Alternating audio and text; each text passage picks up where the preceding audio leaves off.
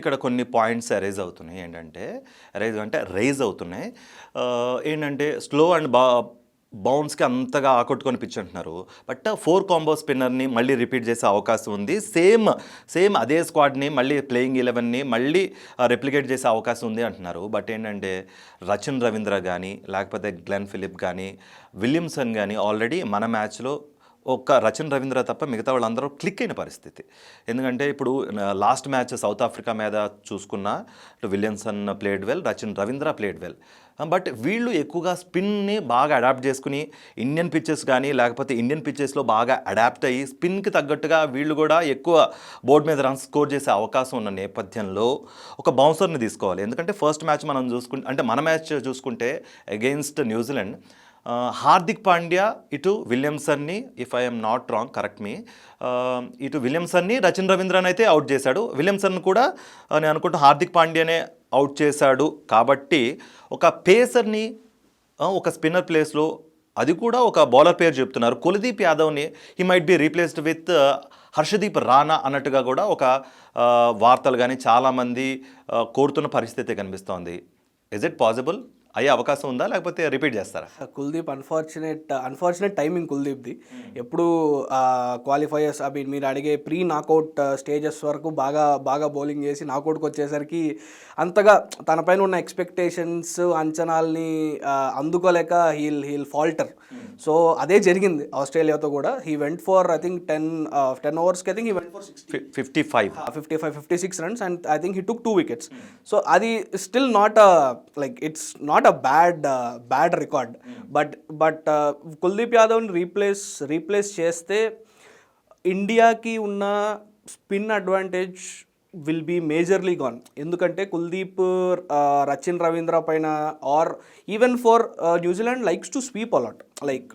మీరు చూసుకుంటే Tom Latham, Rachin Ravindra, they like to sweep a lot. అలాంటి స్వీప్ ఫేవర్ చేసే బ్యాట్స్మెన్, స్వీప్ అంటే New Zealand batsmen will prefer a lot, especially Williamson especially. So అలాంటి బ్యాట్స్మెన్కి Kuldeep Yadav will always be a trump card for India.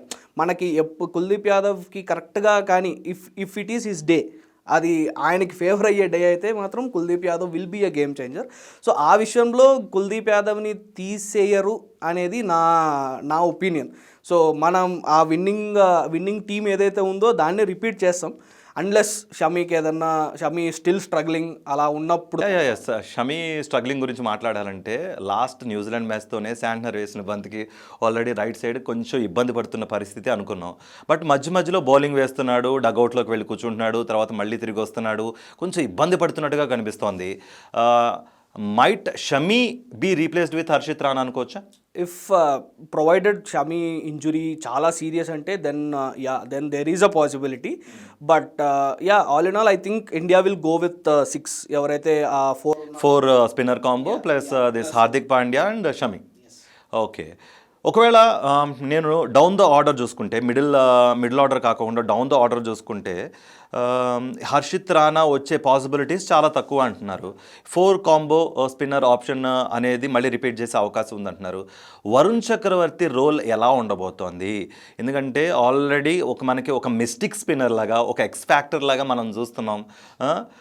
Maybe ఇతన్ని తలదన్నేలాగా ఎవరన్నా, లేకపోతే ఇటు మనం చూసుకుంటే ఇటు Axar Patel lefty, Jadeja lefty, Kuldeep lefty, Varun Chakravarthy ఒక్కడే రైటీ. బట్ ఏంటంటే ఒక దాదాపు 6 to 7 వేరియేషన్స్ మనోడు వేయగలే కెపాసిటీ ఉన్న వ్యక్తి. కాబట్టి ఇటు ఈ ఇద్దరిలో ఎవరు అక్షర్ పటేల్ కానీ జడేజాలో కానీ ఈ ఇద్దరు ఇది ఆటోమేటిక్గా మనం స్పిన్ ఎక్స్పెక్ట్ చేయొచ్చు. మీరు చెప్పినట్టుగా న్యూజిలాండ్ బ్యాట్స్మెన్స్ కూడా they use to sweep a lot. కాబట్టి దానికి తగ్గట్టుగా వేరే చేంజెస్ ఏమన్నా ఆప్ట్ అయ్యే అవకాశం ఉందా? కొత్త ఇంక్లూషన్స్ కానీ కొత్త ఎక్స్క్లూషన్స్ కానీ ఏమన్నా ఉన్నాయా?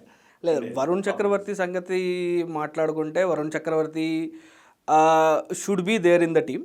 ఎందుకంటే ఆల్రెడీ హీ హెస్ ప్రూవ్డ్, న్యూజిలాండ్తో ప్రూవ్ చేసుకున్నాడు, ఆస్ట్రేలియాతో కూడా is bowled I think 49-48 for 2-3 wickets he took. So ఆ విధంగా చూసుకుంటే Varun Chakravarthy just like Kuldeep Yadav will be in the team. But Varun Chakravarthy దగ్గరకు వచ్చేసరికి న్యూజిలాండ్ ఇనీషియల్ మ్యాచ్లో ఫేస్ చేసిన మిస్టరీ అయితే ఫేస్ చేయరు. ఎందుకంటే అప్పటికి న్యూజిలాండ్తో ఫస్ట్ టైం మనం ఆడినప్పుడు ఇప్పటికీ చాలా కాన్ఫిడెన్స్ విషయంలో కానీ న్యూజిలాండ్ బ్యాటర్స్ హ్యావ్ ఎవాల్వ్డ్. అనే చెప్పుకోవాలి. ఎందుకంటే పాకిస్తాన్కి వెళ్ళారు, they came back and now they will come with more confidence. చాలా కాన్ఫిడెంట్గా వరుణ్ చక్రవర్తిని ఆడతారు. ఈవెన్ దో ఆ మిస్టరీ ఫ్యాక్టర్ వరుణ్ చక్రవర్తికి ఉన్న, చాలా కాన్ఫిడెంట్గా New Zealand batsmen will face Varun Chakravarthy. అంటే Varun Chakravarthy no more mystery అంటారు ఇంకా. No more mystery. Yeah, I hope he has more in his arsenal. Yes. I hope he has more tricks. But first match లో ఉన్నంత mystery ఈ మ్యాచ్లో ఉంటుందా అంటే I would probably say no.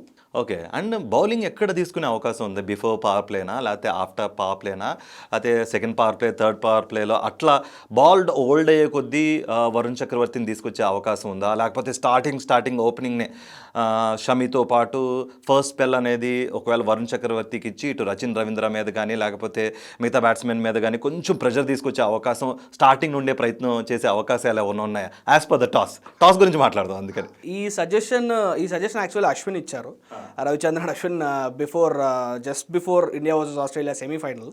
So Varun చక్రవర్తితో start చేయండి, he'll give you breakthroughs అని. But I think Rohit Sharma will take a call depending on the situation అండి. సిచ్యువేషన్ బట్టి ఇప్పుడు షమీ ఎంత ఎఫెక్టివ్గా వేయగలుగుతున్నాడు, హార్దిక్ పాండ్యా ఎంత ఎఫెక్టివ్గా షమీని కాంప్లిమెంట్ చేయగలుగుతున్నాడు దాన్ని బట్టి he will take a call. But say ఒక 10 ఓవర్స్లో ఆర్ 8-9 ఓవర్స్లో India breakthrough or wicket తీసుకోలేదంటే then definitely Varun Chakravarthy will be in action. అలా ఎక్స్పెక్ట్ చేయొచ్చు.